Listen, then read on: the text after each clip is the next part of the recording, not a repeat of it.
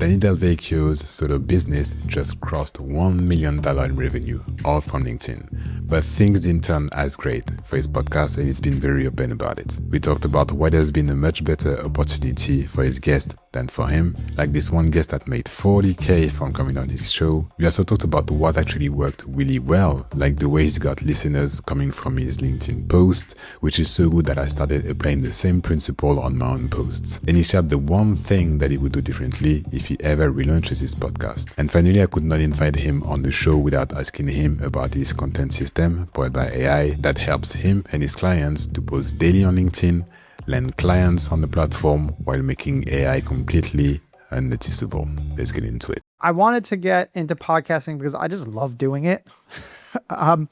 That's how I got started as a content creator. Like the first piece of content that I ever created was a podcast. And this goes back to 2015, I would say. And, you know, I listened to my first podcast and I was like, oh, that's what a podcast is. I'm like, I could do this. So I found a friend and I was like, hey, you want to do a podcast with me?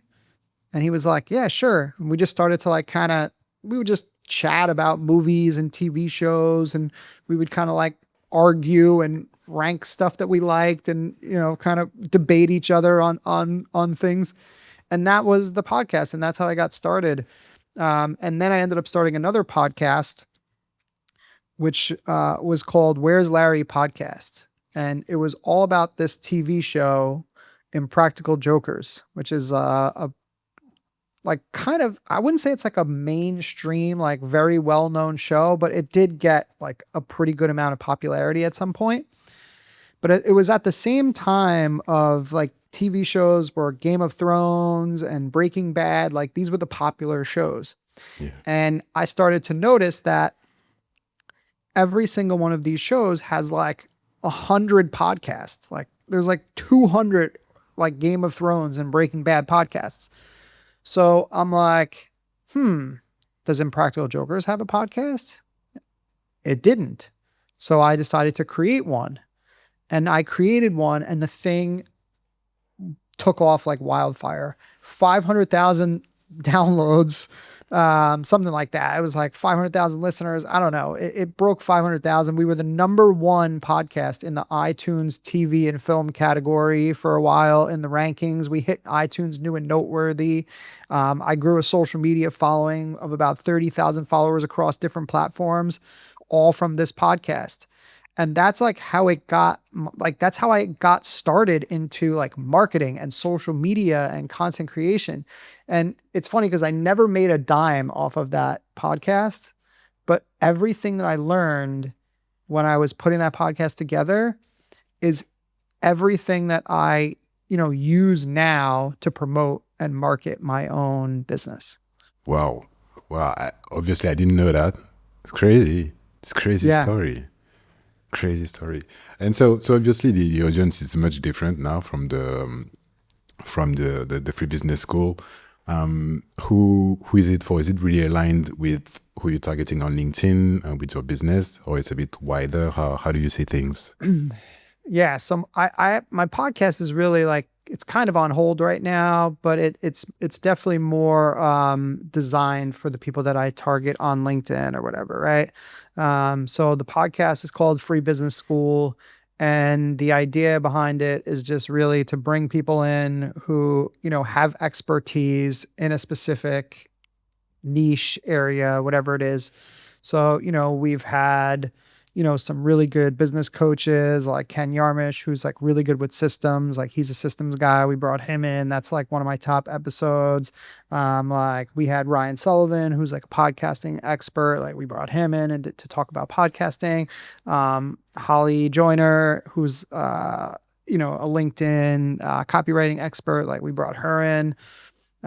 Jason Vanna, branding expert, brought him in to talk about branding. So like I always try to bring in like experts with different kind of areas of expertise.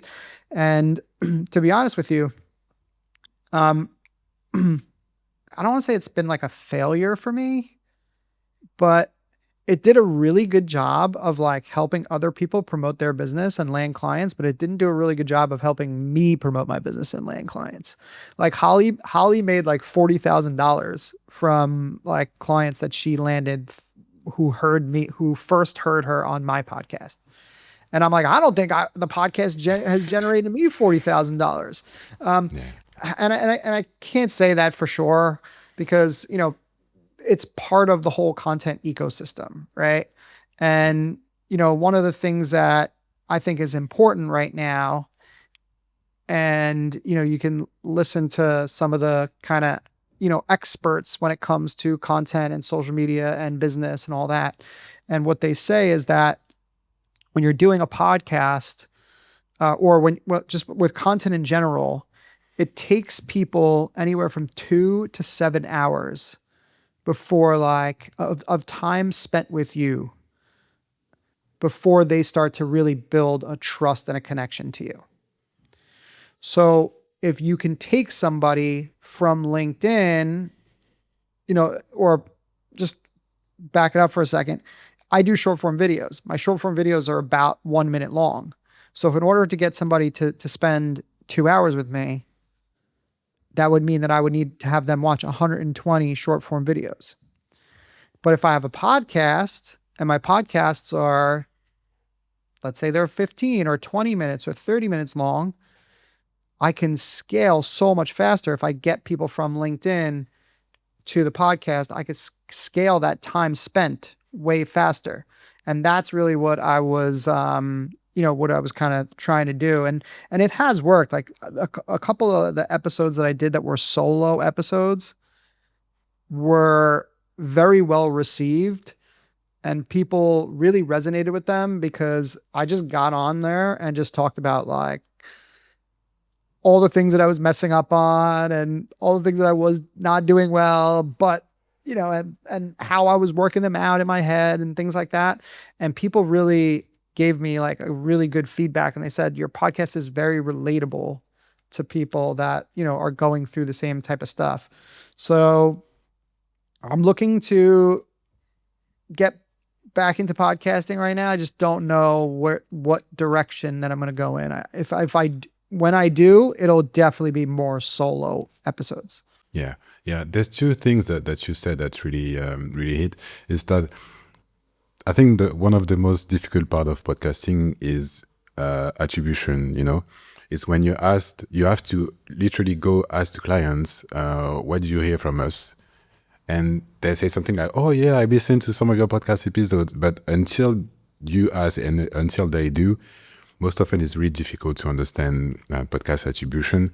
And so that's why I think it could be one of the reasons I think why you didn't find, specific clients that told you, hey, I actually do listen to your podcast.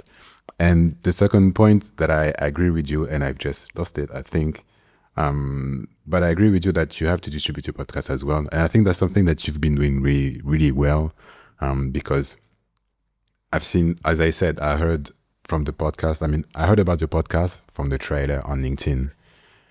And I know as well that I've seen some shorts on YouTube as well. And I think that's how you get your podcast discovered by the right people. And my second point just came back. I talked to a podcast expert yesterday, and he told me it's only after maybe year 2 or year 3 that you start really seeing your podcast having some impact. So I've listened to some of your podcasts. I've listened to some of your episodes.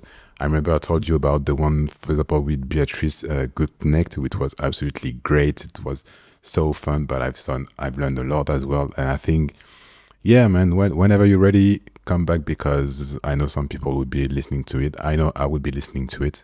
So yeah, man. Yeah, it's my most like viewed video ever on YouTube, which I think has about 5,000 views, is my episode with Yasmin Alec or whatever, right? So so I think that there's obviously, and that's always great. Like, podcasting is a great way for you to get introduced to new audiences, right? Because you're able to, have a guest on who has an audience. And if they're willing to, promote the show, which Yasmin did reshare one of the posts of the show, and the videos, and that definitely helped drive people to, the channel. But, I also think that when you are the person that is hosting the podcast, sometimes you don't necessarily showcase yourself and your abilities, and you do a really good job of showcasing your guests and what they do, right? And I really, when you're doing clips, because that's the way you get people to listen to podcasts now. Yeah. It's, you got to put out good clips, and then when people see the clips, that's what's going to make them want to go to the full episode, right? Yeah. And I just think that when you are doing the clips, it also makes sense to have some clips of yourself engaged in a conversation, as opposed to just like, I've seen so many people just kind of shooting themselves in the foot because they have all these, great guests on, but they never talk about what themselves and what they do. Now, if you're a podcast like Chris Williamson, Modern Wisdom, or,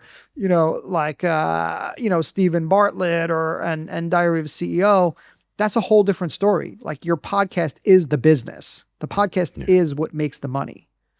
But when you are doing a podcast because the idea is to drive clients to your business, like, I think it makes sense to not only bring in guests and have some good back and forth conversations with them where you're also adding your insights into it, but also to do some solo episodes in there so that, people can really hear from you and get your ideas and insights and all that. I think that's something that I always heard from podcasters is when they say it's my solo episode that brings me clients, because usually the guest, like the conversation with the guest, they help to get the podcast discovered. But it's when you take the mic and you speak for 20, 50, sometimes just 10, but 10, 15, 20 minutes. That's how people can actually hear from you, hear your point of view, and realize that you have the answers for their problems. So I think that's why your solo podcast episode works so well. And yeah, man. I did a podcast in 2020, maybe end of 2020, beginning of 2021. We were we were locked down. We didn't have a lot of time. We had plenty of time to do stuff, right? So I was like, hey, I want to get back into podcasting. And I started doing this podcast called For My Sons, right? And the idea behind the podcast was for me to speak to people who were influential in my life and talk to them about, just life and business and relationships and health and, all these things. And then obviously like leave the episodes sort of as a time capsule kind of thing for my sons for when they get older, so that they can have this advice and wisdom from these people that have been influential to me. Right. Yeah. That was the whole idea of this podcast. And what happened is I was doing it for all the wrong reasons. I set out to like, I had this cool idea and it's like, this is something that I want to do for them. But at the same time, I was like, I want to monetize it because I'm like, I'm hurting for money. I'm like, I want to try to figure out how to monetize it. And so when I was doing the podcast, I started getting into like, okay, how do I monetize? And people like, well, you got to get guests and use, bring these people in. And I started bringing in all these, like, I guess like dad, like influencer type people. And I threw the podcast into like a parenting category. And basically it turned into something that I just never wanted it to be. That's not what I wanted. Like, I wanted it to be something completely different. And I wanted it to be more like a Modern Wisdom. Again, just like talking to people and, about different areas and different areas of expertise and things like that. And it just kind of got away from me and I got frustrated with it and I shut it down. And I think now that I have a good amount of revenue, I have monthly recurring clients, that are on board with me, and I want to revisit that idea and Yeah. bring it back. So it's like, and I think that's the reason that I haven't, like, I kind of put the Free Business School podcast on the back burner, because like, I'm like, I kind of want to start doing the For My Sons podcast again. And I actually have taken some steps to do it. So I started a Substack. Yeah. And if you follow me on Substack, that's what I'm doing over there. So, but I'm doing it also, I'm also writing, because I think Substack is a really interesting platform. Yeah. Because Substack allows you to have podcasts, and it allows you to have your newsletter or writing on there. So basically, I actually did, the first one that I put up was this week. Like, I wrote, and I literally, dear Lucas and Julian, I tried this podcast in 2021 and it failed, and now I'm bringing it back, and I'm doing it as a written and also a podcast. This is why I'm doing it on Substack. And I'm going to really start to put out some content there, and I'm going to start to put out some podcast episodes there. And like, probably it'll be mostly just me talking in the beginning. And then ultimately I'll start to bring in guests and, do what I originally wanted, which was to, again, get some insights from people that I liked and respected, and, pass that wisdom down to the boys. Yeah, nice, man. It's nice.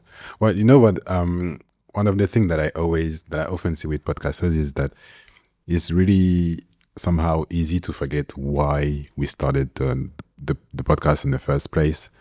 And so it's really nice to hear that you're gonna bring back this podcast, that you know why you're doing it. And yeah, man, looking forward to follow that for sure. Yeah, it's not something I want. It's hey, if it works out and it and it does well, and it gets monetized, great. But if it doesn't, I don't care. It's not what it's for. Originally when I started the podcast, it was like, no, I needed to do something to make money. Now it's like, no, I have a business, I have clients, like, I'm good. Like, this is more of, hey, I want to do this for a completely different reason, like completely selfish reasons, but also for my kids. Yeah, beautiful, man. Just rooting for you for sure. Thanks, man. Thank you.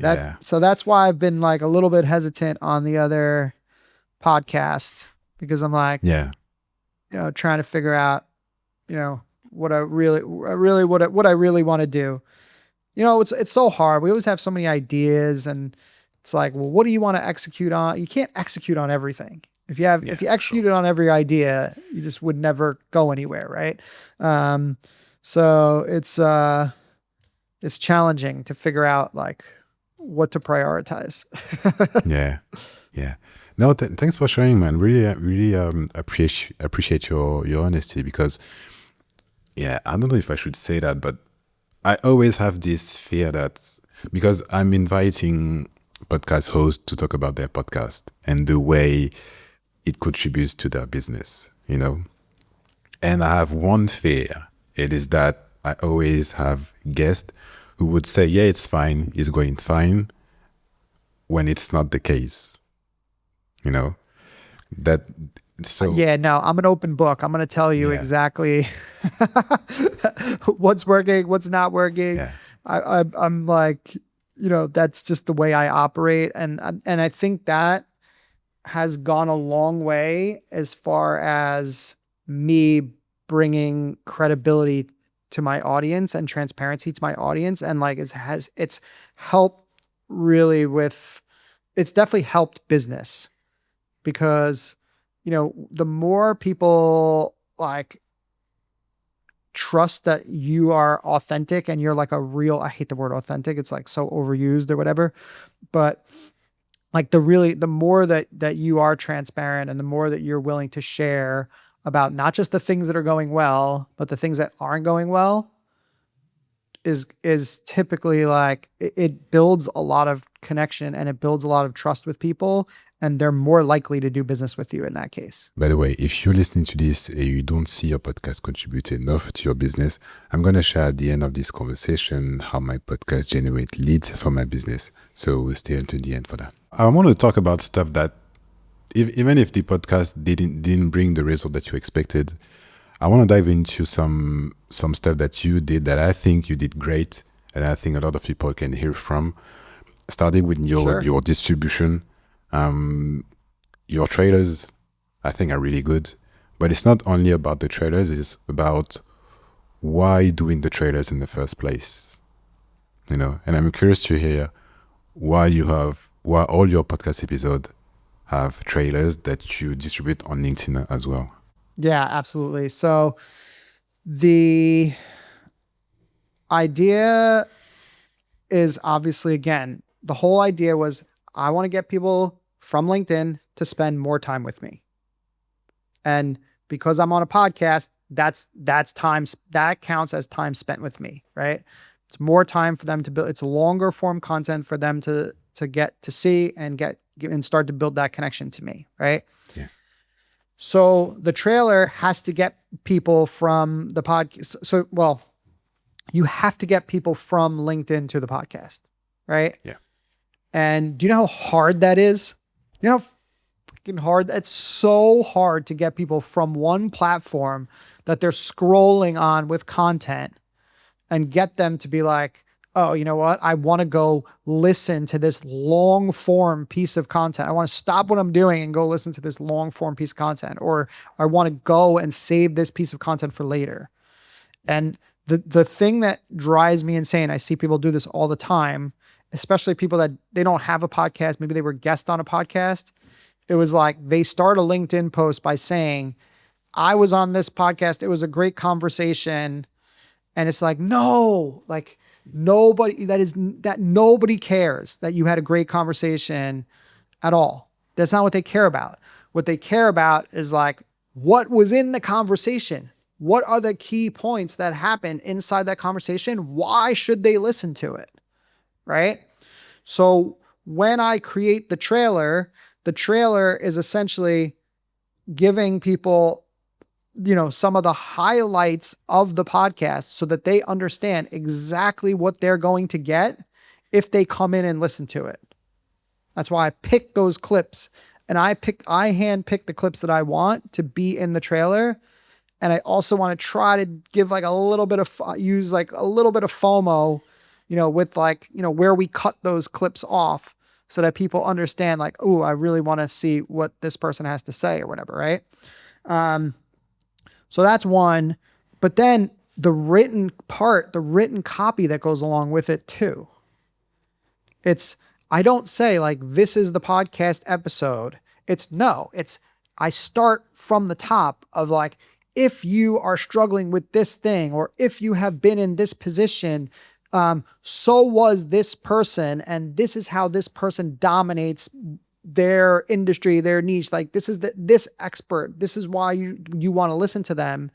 And then it's like giving them the takeaways from the podcast. And if you do listen, here's what you're going to get. You're going to get this, you're going to get this, you're going to get this, you're going to get this. Here's the link. Listen.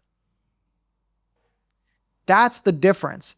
Most people don't, they don't want to tell you what's in the episode because they want you to go listen to the episode and they don't want to ruin what's in it, right? They want it to be like, they think that if they tell you exactly what's in the episode that you're not going to go listen.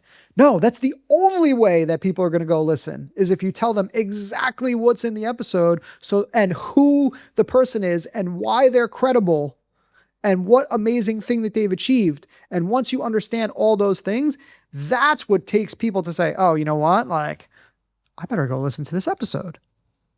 But you saying, oh, I had this great conversation with such and such, and you should check it out. Like nobody's going to check that out. Yeah, it is true. It's true. And yeah, it reminds me the hooks that I often see is new podcast alerts. That's the hook. Lots of posts that I see. That's the worst. Just done. It's the worst.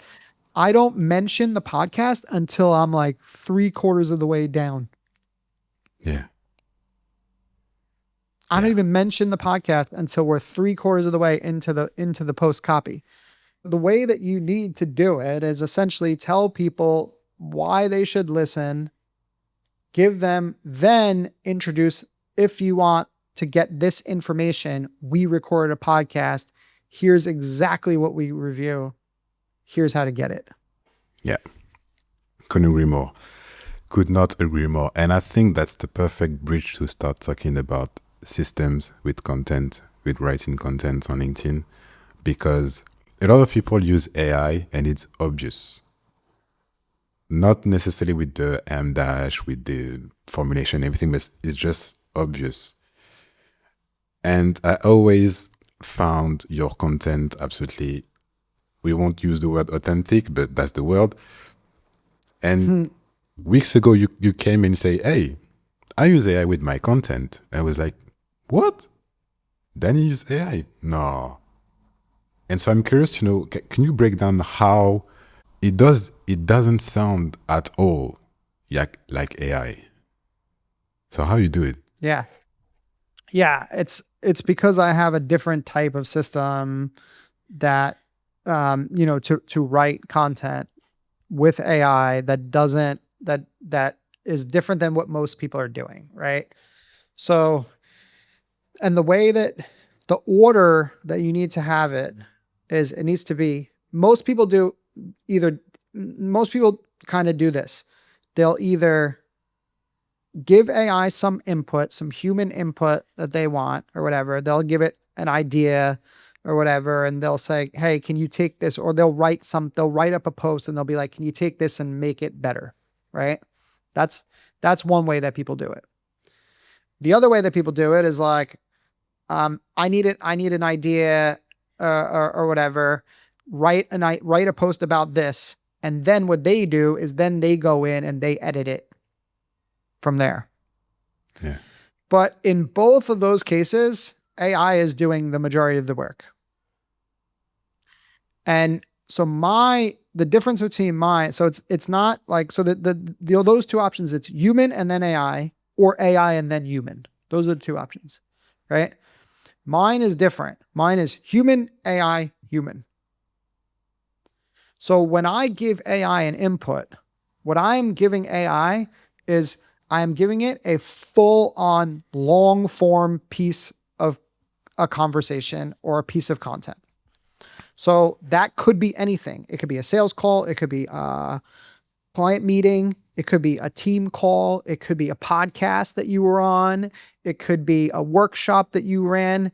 Anything that you record. And now we've got all these AI tools that record all of our meetings. Like we got Fathom, or, all these, like Zoom has recording. Everything is being recorded. So it's very simple for you to take those recordings of all your meetings and start with that. And because you start with that, it's all your voice. It's all your words. It's all your insights and ideas in your language. And then what I do is I go to the AI and I say, here's my long form transcript or whatever. Where do you think, what is this? Where, like, and I give it, and again, it's a very complex system and prompts that I've created that helps me to pull out the best content or the best ideas for content. So it's like, what kind of aha moments, what kind of, objections did people have? What like what questions were people asking? What pain points were people expressing? And then how did I address those points? Because those things are going to make your best content, because it's coming from, again, clients, prospects, peers, people in your network. It's the questions that they're all asking. And then I have AI first. The first step is to have AI to identify what some of the best pieces are, right? And then what I do is I say, okay, cool. You've got my transcript, execute it using the words in my transcript. And AI will go ahead and it'll create, and I'm telling you, it'll create a full, like, YouTube video. It'll create a full email. It'll create a LinkedIn post, a short form video script, and anything, right? And what I've done is I've also fed the AI all these kind of, proven posts that I know work, right? Because they've either worked for me or they work for other clients or they worked for, people that are just doing well on LinkedIn or whatever, right? And same with the short form videos. Like I've fed it, the back end system has thousands of hooks and all. So it's got like this proven content. So what it's doing is it's taking like your words and your transcripts and it's putting it against some of these proven formats and it's kind of mashing it together. And that's the output that AI is giving. So it's got like, so again, it's human first because you're inputting a long piece of a conversation. Then AI is pulling the ideas and executing on them.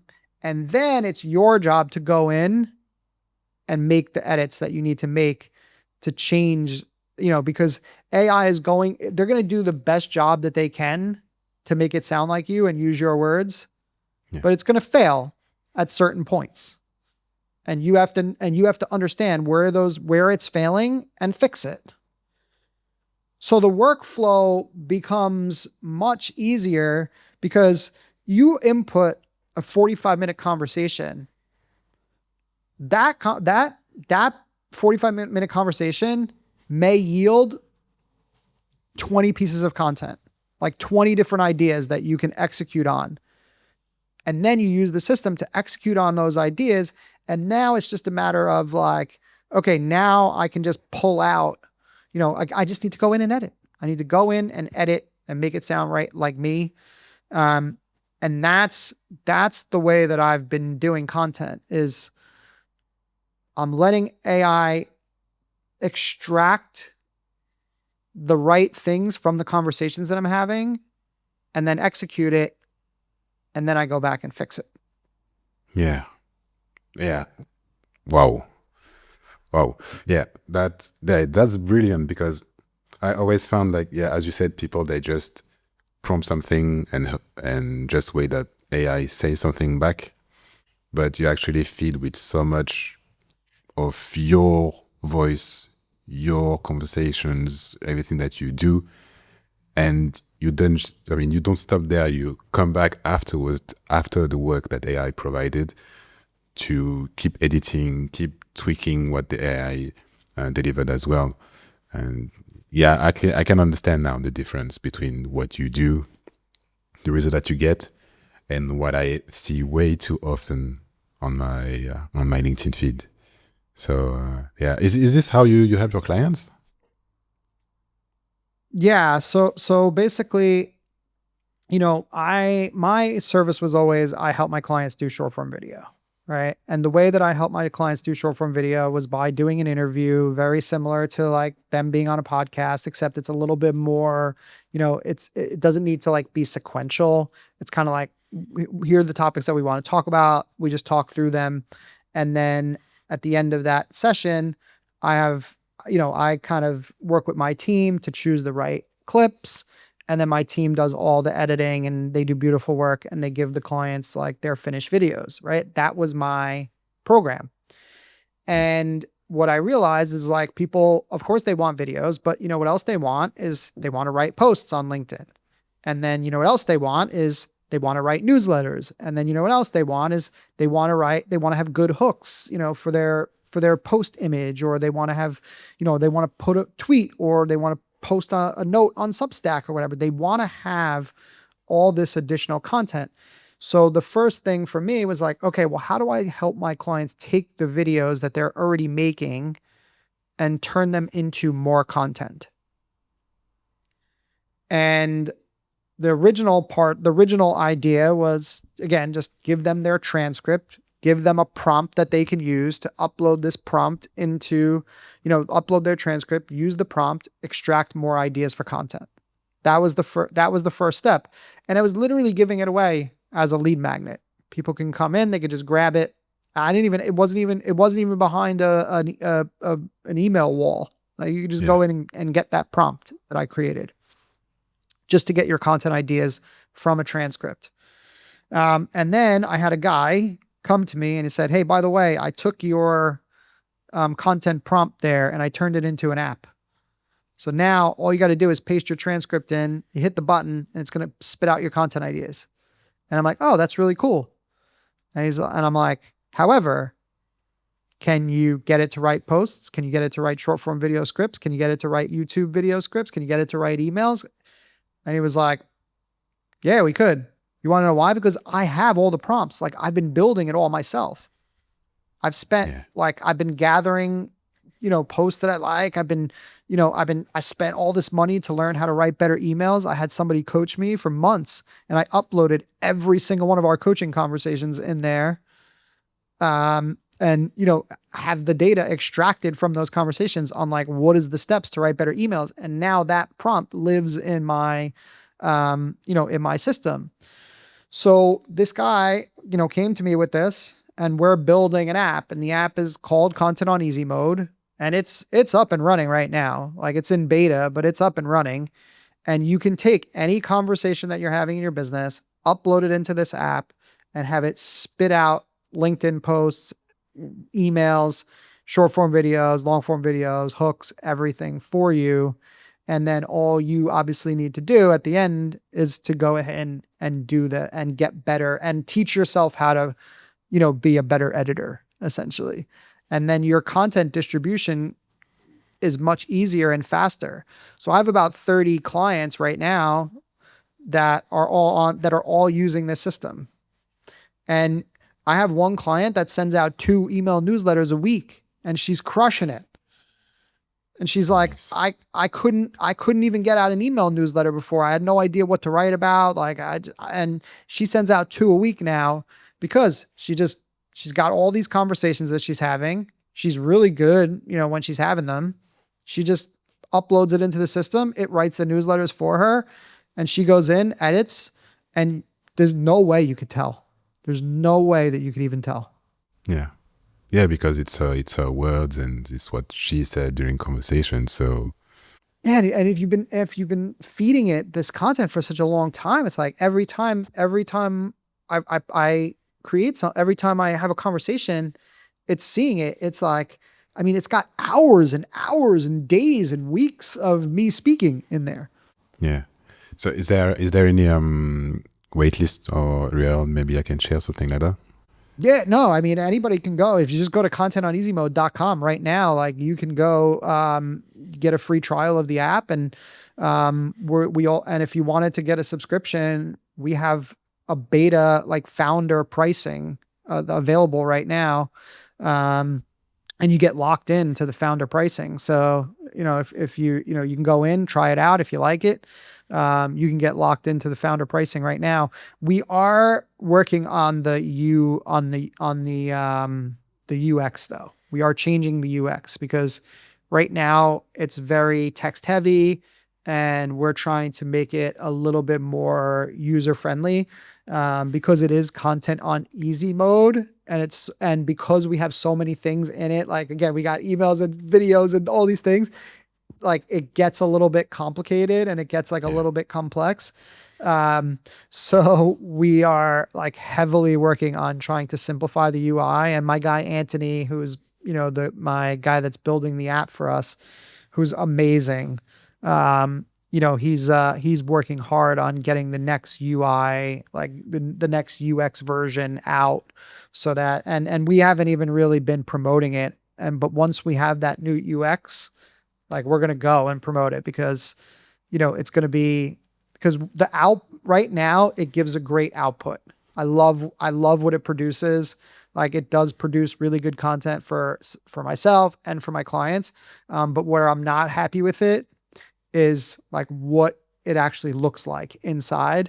And once we fix that up, then I'm going to be like, let's go, let's promote this thing because it's great. It's a great system. And for anybody that's busy and doesn't have time to constantly be creating content,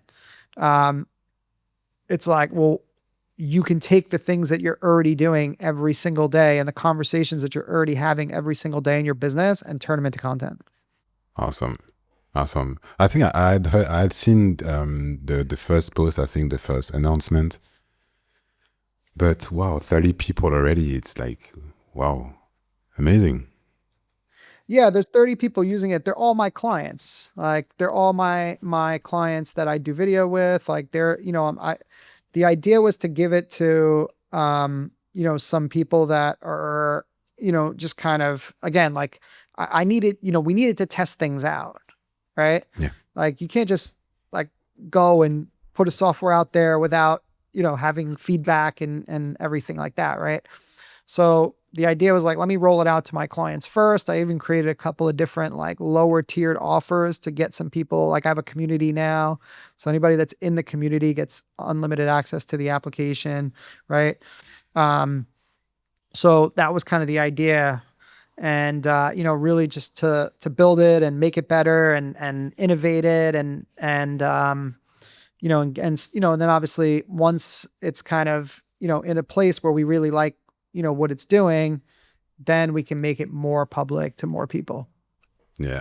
But I'm curious about something because so now you have this app, but I mean, what was your process before the app? Because I have this idea that it's really not a problem for you to post every day. It doesn't feel like it's been overwhelming or anything like that. I even remember maybe last year you tried posting twice a week.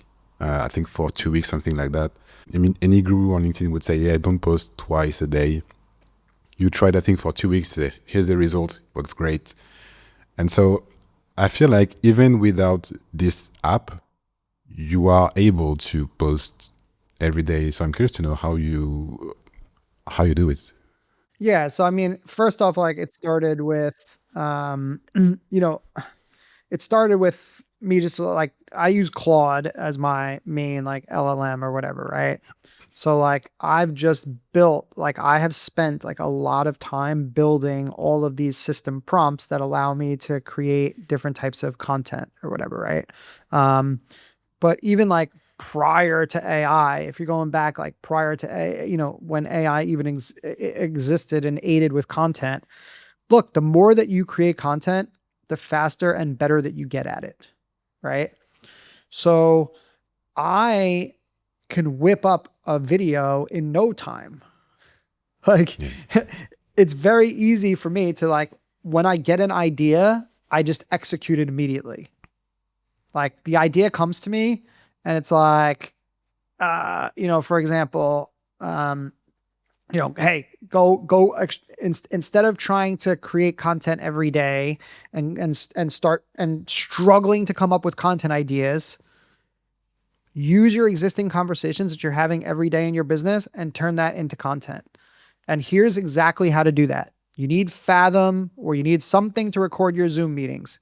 Take the transcript, use the transcript, upload it into your LLM, have that LLM identify some of the most important and most valuable things that you said within that content.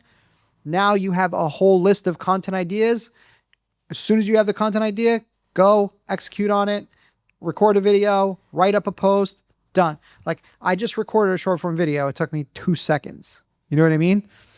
Yeah. And like, if you can do that and you can like not do a lot of tinkering where you just get to like the point where it's like, oh, I'm going to tinker it. I'm going to make it better. I'm going to try to do this. I'm going to try to write a better. No, just take it and put it out there. Just like put it out there in the moment. Because when you put it out there in the moment, number one is like, it's fresh in your head.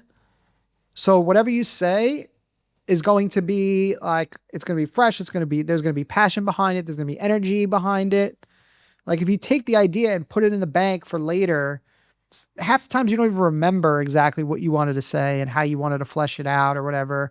So to me, it's a matter of like, coming up with like really just being aware of the moments that are happening throughout your day that would potentially make good content. And then just like, as those moments happen, go out and execute them as fast as possible. Yeah. Makes sense. Makes total sense. Do you, for the person who's listening, do you have a resource to get started? Because you shared a lot. I hope, I think they took notes, but do you have a resource to get started with the system and everything? Yeah, absolutely. If you just go to guide.contentoneasymode.com, That's really a good starting position because number one, it just breaks down my entire strategy of how I built my business through LinkedIn. So I've built my business over the last really 4 years. 100% of my clients, come from LinkedIn or they were referred from people who I've met through LinkedIn, right? So, all organic. I've never done any type of ads or anything like that.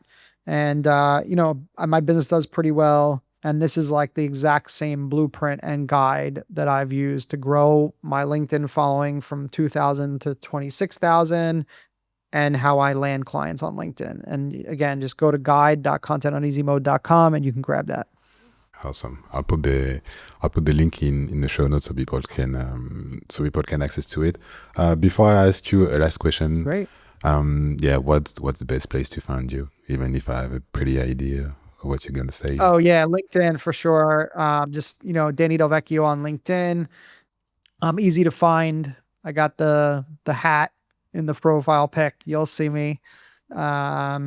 Yeah, that's it. Danny DelVecchio on LinkedIn. I'm on YouTube as well. You can find me, Danny DelVecchio on YouTube or on Instagram. I'm on all those platforms. Yeah, awesome. You always, I think something that I hear a lot is like stick to one platform, do what you have to do, one platform, and I think you're the only counter example that I'd say that I know that didn't stick to one platform. Is it the choice or something that just happened and because you want to try everything? No, I mean, look, LinkedIn is my primary platform, and the majority of my business is coming in through LinkedIn, right? So I am trying to build up some other platforms now because, again, I just don't want my business to be 100% dependent on one place, which is why I'm putting content on YouTube. It's why I'm going to be putting content on Instagram. It's why I have an email list, and I send out a couple of emails every week. So, it's all about just not being dependent on one platform, because in case that platform goes away or, you get kicked off or whatever it is, like things happen, you need to have some other options. But like what I would say to people in the beginning, if you're in the beginning and you're new and you're fresh, like really focus on your one platform. Make that your primary focus, and then kind of take signals. If one other platform is starting to work better for you, divert some more of your attention and effort there. The way that I say it is like, if you could put your stuff everywhere, go ahead and do it, but you can't try to like build a community and engage and do the whole thing on every single platform, because that's going to burn you out. So pick one that's going to be your primary, and then have some other ones that you're kind of running in the background, and just, again, using them to like test and also to take some signals and see, what people are reacting to. Awesome. Well, Danny, first of all, thank you for coming, and thank you for sharing so much value on the systems, on the way you use AI, but also thank you for being so honest in your content. Thank you for being so honest about your podcast today. I think that's something that I don't see enough. Even myself, when I fail, I wait until I have the answer, to post about it. But I really appreciate your honesty across your content, and I think that's something that is really rare in the content that I see every day. So thanks for that. No, thank you for having me. I'm just glad to be here. I'm glad that you reached out and invited me. And if there's any way that I could be a resource for you, you obviously know where to find me. And as I mentioned earlier, if you don't see your podcast contribute enough to your business, the way I do it is that I introduce the link magnet twice throughout every single episode. So my system has 4 steps: a call to action mid-episode, another call to action at the end of the episode, an element in the show notes, and a landing page slightly different from the classic in landing page format. So obviously it's a bit difficult to make it useful to you in just a few words. So I broke down my entire system in an article, script included. The link is at the top of the show notes of this episode. Have a look because I think it will give you the foundations that you need to start seeing leads coming from your podcast.